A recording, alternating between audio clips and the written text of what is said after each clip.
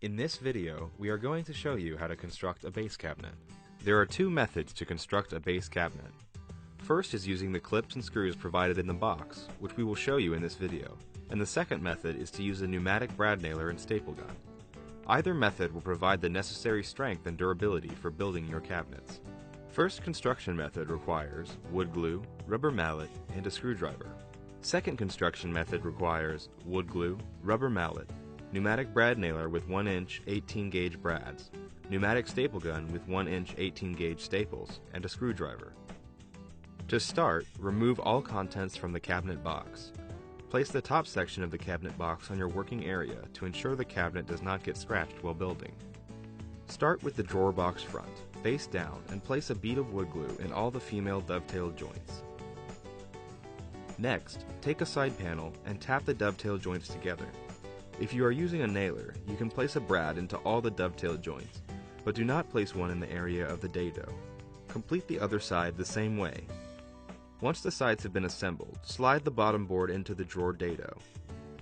Finally, insert a bead of glue in the female dovetails of the back piece of the drawer box and install. If you are using a nailer, place a brad nail in the back panel into the side panel of the drawer box. Place it off to the side. If you are constructing a cabinet with multiple drawers, repeat these steps until all drawers are complete. Start the cabinet construction by placing the face frame of the cabinet face down on your working area with the bottom dado closest to you. The face frame has pre-drilled dados located on the sides and bottom to accommodate the panels. Attach your clips with the silver flush mount screws in the designated areas and place a bead of wood glue in the 3 grooves of the face frame. Next, locate the designated areas and install the clips on the side panels. Install the panel with stained or painted side out, flush with the bottom of the face frame. Use the clips that you pre-installed to attach the side panel to the face frame. Alternatively, a pneumatic staple gun can be used to fasten the two pieces together by placing a staple every 4 to 5 inches. Continue on and complete the other side the same way. After the two sides are constructed, place the bottom panel in the dado between the two sides. Ensure the panel is seated into the face frame and side panel dados. Do not fasten these panels together until the back panel is in place. The last step in completing the cabinet box is to install the back panel. First, install the glide supports to the panel using the pre-drilled holes and silver flush mount screws. Now, to install the back panel, place it dado side down. Insert the back panel into the side panels. Once the panels are aligned, use the pre-installed clips to fasten the panels together.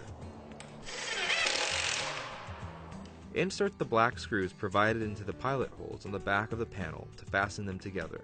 If you are using a nailer, fasten the sides to the back panel by inserting brads into the side. Insert the wooden stabilizing blocks in each corner on the top inside of the cabinet box. Installation of the toe kick can be done with nailer or clips. Pre-install the clips onto the toe kick and fasten it and the sides together. Installing the glides is the next step.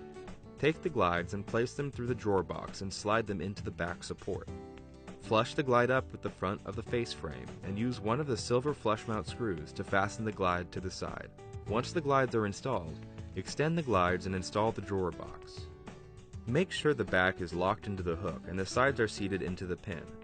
If you are constructing a cabinet with more than one drawer, repeat these steps for the other drawers.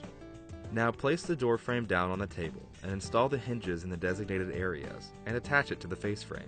On single door cabinets, the door can be installed on either side depending on your need. Extend the hinges to an open position and using the silver rounded screws and pilot holes, fasten the door to the face frame. Attach the bumpers to the door and the drawer box. If the door is not square, use the adjustment screws to correct. Finally, you will install the soft close mechanism by placing it onto the top hinge attached to the face frame. Make a full turn on the screw on the soft close for completion. In the same location of the soft close, take the screw out of the hinge and reinstall the screw with riser attached. Now the cabinet is complete. Install the shelf with the provided shelf clips and clean the cabinet of any unwanted glue or debris.